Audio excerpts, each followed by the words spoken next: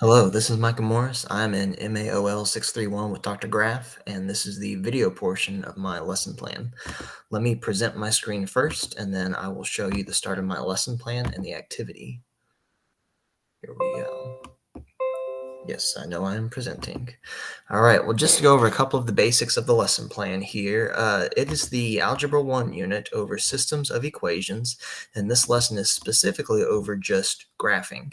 Now, there's one more thing I want to point out about the lesson plan before I jump on to the activity here. So this unit over systems is right after our unit on graphing linear equations. So students are very familiar with using slope-intercept form, y equals mx plus b, doing rise over run, finding an ordered pair. We are usually very confident in the graphing part, but I wanted to show this piece of data right here. This is actually from my class earlier this year. When I gave a pre-test over my systems of equations unit, my classes on average scored 38%. Some of them still struggled. Here, I'll use my cursor to follow here.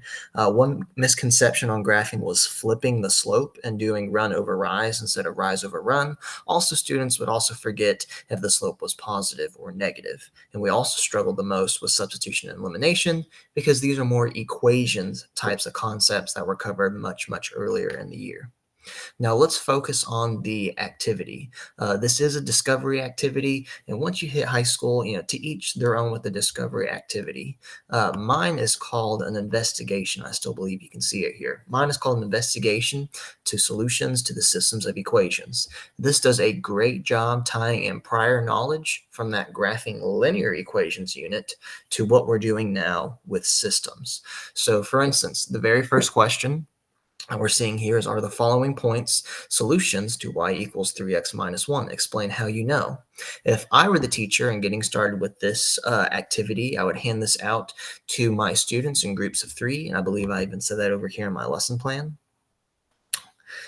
Yes, right over here. Have students be in groups of 3 if possible and have access to vertical whiteboards. This is something I've been incorporating in my classroom, and it's been a huge benefit. So the teacher would hand out these handouts to students in groups of 3 with access to vertical whiteboards, and they could use these 2 points on their vertical whiteboard to plug in for the x and for the y. They would find that both of these points are solutions to our graph. And then when we get to this section right here, they're actually going to graph the line for y equals 3x minus 1. They would start at -1 right here and have a slope of +3 over 1 going up 1, 2, 3 over 1 right there. And what's cool about this handout is that I found an answer key attached for it. So you can see what this line looks like. It has a positive slope of 3 starting at a y-intercept of -1. Now, after they graph that entire line, question 3 and question 5 ask them to find other points on that line. They actually want them to find all the points on that line. I kind of believe that question 4 is a little bit unnecessary. It's asking if the solutions that we found were on the line, above the line, or below the line, but all the solutions that we found were on the line. I feel like it's kind of a redundant question. So we graph this first line. We have all 4, I think you can have 4 different points graphed on it. And if the teacher felt comfortable, she could pause the discovery and kind of make sure that all students are on the same page for question 1, 2, 3, maybe 4, and 5. And then I would turn them loose again for, oh, I just realized I had a typo here. This should be question 6, and it's number 7. Now we start graphing a second line. This is y equals -2x plus 4, and the answer key shows it right here. It is this line with the negative slope and a y-intercept of +4.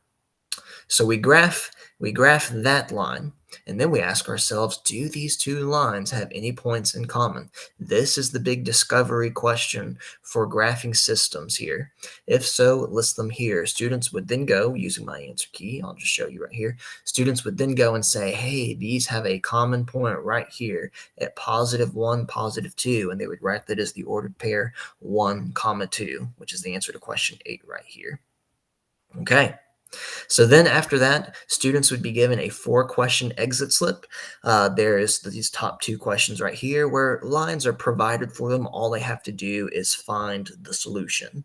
And then the second 2 questions, they are given a system and they have to graph it themselves and then find the solution.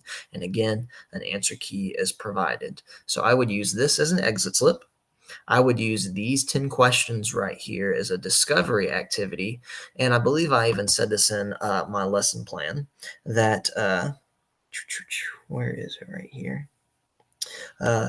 Allow students to work and make mistakes. If wrong, do not immediately correct their process, but question what they did and why they did it. If students do not find their mistake in the process of explaining, question them again more specifically about the error. And then here, if needed, bring the class back to a whole group every 5 to 10 minutes to recap findings, answers, and give directions for the next section. That is a teacher by teacher, case by case scenario. If you feel like your class has got the discovery and can do the entire activity without coming back to whole group, then I encourage that. Go for it. But if your students are struggling maybe a little bit more on finding the solution to a system of equations with graphing, then maybe you should stop every 5 to 10 minutes to have that whole group instruction there. So that is the explanation of my activity.